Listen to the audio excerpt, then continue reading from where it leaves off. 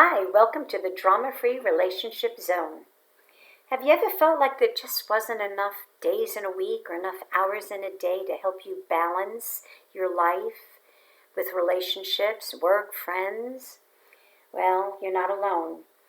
Do you ever feel guilty or experience anxiety trying to do that balance? Well, if this is true for you, please join me. Hi, I'm Carol Bettino, psychotherapist and the author of the books Better Choices, Better Life, and Directions, Your Roadmap to Happiness. I received a letter from Amanda in New York, and I'd like to share that as an intro to my topic. It says, Carol, I'm a young professional woman. I work close to 60 hours a week trying to get my career going. I feel like I have missed out on some opportunities and fun social experiences. I am in a great relationship now. What recommendations would you make to have a healthy work and relationship balance without feeling guilt or becoming stressed? Okay, number one of my rules, don't waste energy on guilt and regrets. Let it go. The first point I'd like to make is whatever opportunities you already missed, you missed them already. They're gone. Put them in the past. Don't let them affect your present or your future. There was a TV show called Touched by an Angel years ago, and there was a scene in it where a man who was really dealing with a lot of unresolved issues from his past talked to the angel, and the angel said, "Do you know why God put your eyes in the front of your face instead of the back of your head?" And her answer was, so you could see where you're going, not where you've been. And I thought, how profound to help us remind us the importance of letting the past go and moving forward. Now, I got married at 18, so I assure you, I know I missed a lot of fun experiences and social activities. My first child was born at 19, and my second was at 22. So, we don't know if our life would have been any better if we had done things differently. We have no proof. So let it go. I know I'm happy right now, so I have no regrets. Now, another one of my rules is don't should on yourself. And don't let others should on you. I should probably use a little disclaimer here. And that is, although I've been in Arizona more years than I was when I lived in New York, I do have a little bit of an accent where some words still kind of creep in. So the should that I'm talking about is SHOULD. So don't should on yourself. Don't let everybody else should all over you, and you'll be happier. Now, the second point I want to make. You have got to change your attitude about not focusing on what you missed. That's gone. Move on. The most important thing is, as you said, you're in a great relationship. So your focus needs to be, how do I make my great relationship and my life now balance? You may not have done it before, but you can do it now. So here's what I want you to think about. Become focused on how do I solve problems and not how do I stay stuck in a problem. So that's why we have to prioritize what's important in our life. Now, I have to admit that work and relationship can both be a priority. There's no doubt about it. You need work for income, to live, to have a good life, to take care of family, to take care of yourself. But at the same time, we recognize that relationships are very important to us. So what you need to find is, what do I need to do to sit down and look at what are the things that I need to prioritize at work and in my relationship.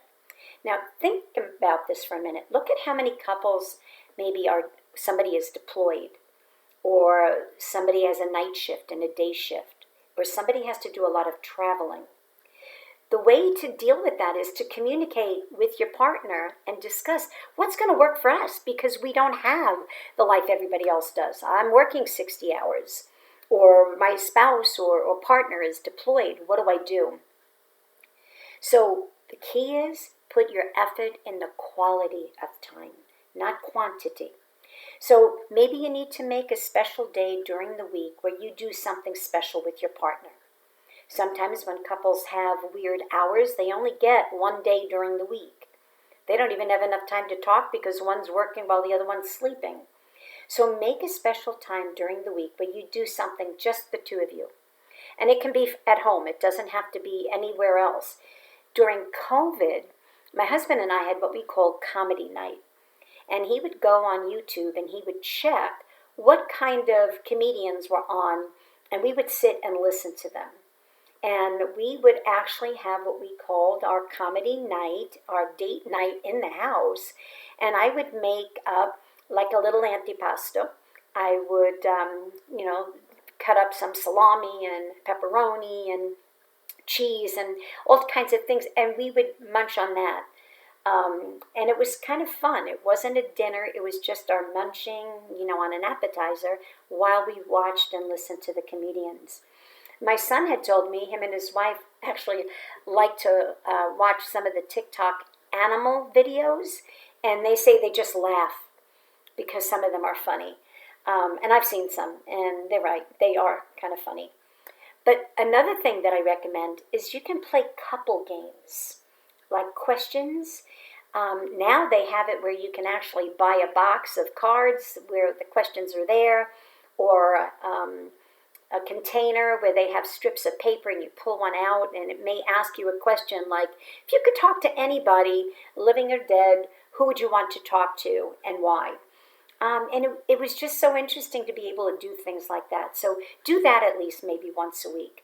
If you can, maybe if you work close together, maybe you could meet for lunch. If you don't, maybe you can FaceTime each other for lunch and have lunch while you talk. Do something. The other thing that I always recommend is every couple should have a date night or a date day depending on their schedule. And what I like about this is that you plan it for your partner and your partner plans it for you. So the first week, you plan something that you know your partner is going to love. Like if you were dating, you would not pick something that you like. You would pick something that you know the person you're dating is into. So it could be anything. It could be physical, like you go to batting cages. You could go hit balls on the golf course. You can do anything, all right? But I would like you to think about what are some of the things you could do on a date night. You pick some for your partner, and the next week on your date night or date day, your partner will pick something special for you.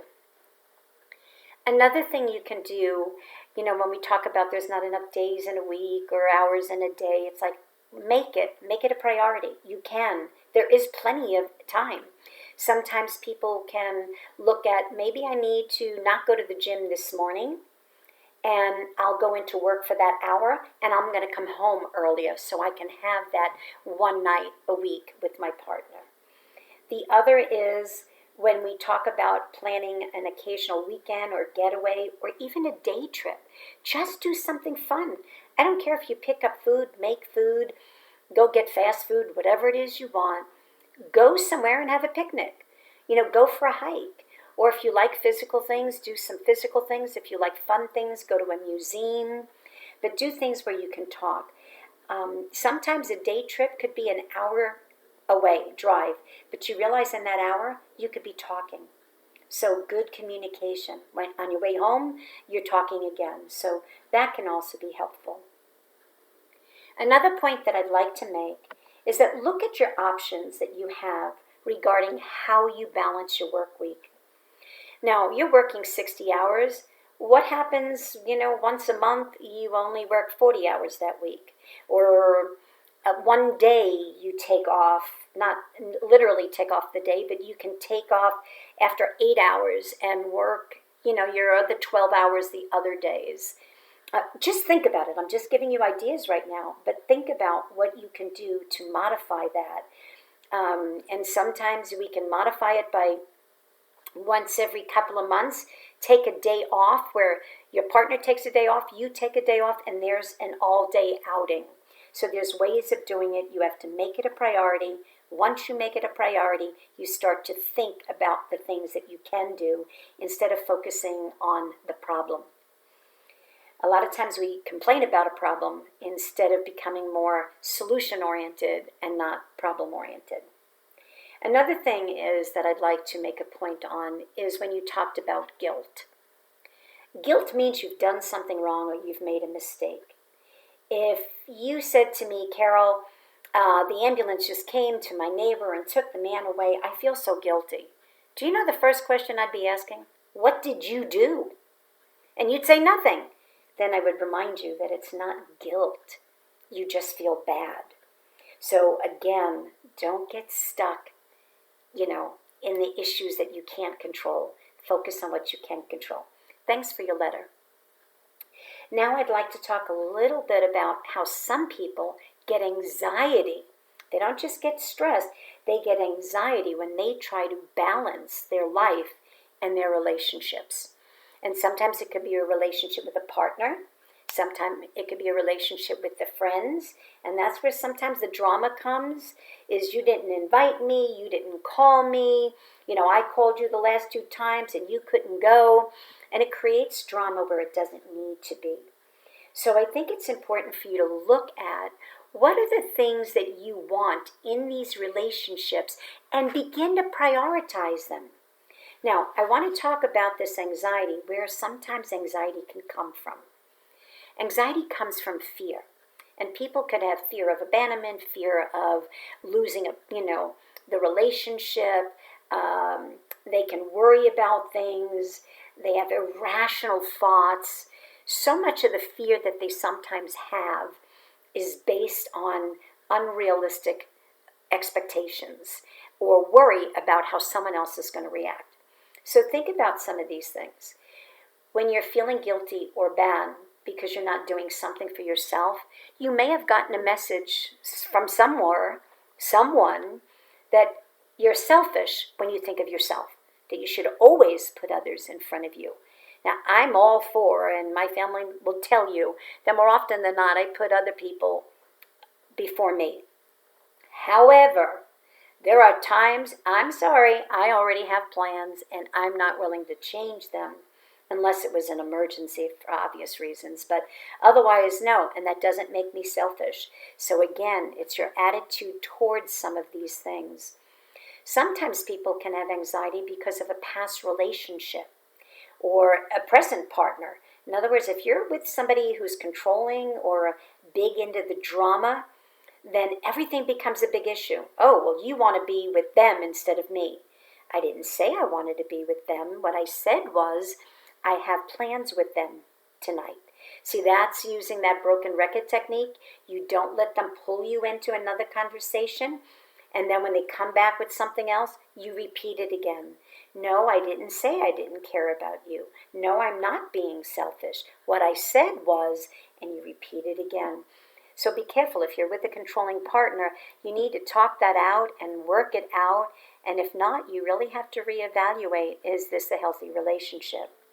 Because what you see sometimes is what you get. For others, you may worry about pleasing everybody, which can be in and of itself very anxiety producing. We can't please everybody, no matter how hard we try. So sometimes we have to look at it as, I need to please myself. That's what makes me happy, and that's what makes me happier and better in relationships.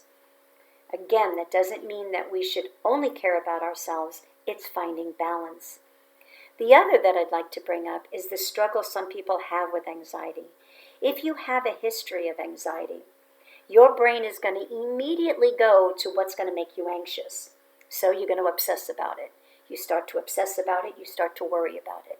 You start to worry about it, it's going to cause stress. Once it causes stress, guess what shows up next? The anxiety. For some, it could be an anxiety attack or a panic attack. So pay attention to when you're trying to balance. You can't please everybody. Somebody is not going to like that you're doing something. Somebody may call you a name.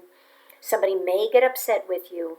But you need to be assertive, and you need to be able to take charge over your own reactions because you have no control over somebody else's, which is an important thing, is we don't have control over how other people think and feel and act.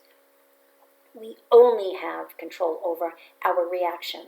So Don't feel guilty if you have to work late. Don't feel guilty if you need to spend time with family or friends. But speak up. Do not jump on that guilt train. Those guilt trips, I am telling you, can take a long time. I want to thank you for listening today. And if you haven't already, don't forget to click subscribe, the notification bell, and click the thumbs up and write a comment, especially if it's a positive one. If it's a negative one, keep it to yourself. Okay, I'd like to end with this affirmational quote that I wrote. I will find solutions to my problems instead of complaining about them. Have a great week. Communicate in your relationships, and please avoid the drama.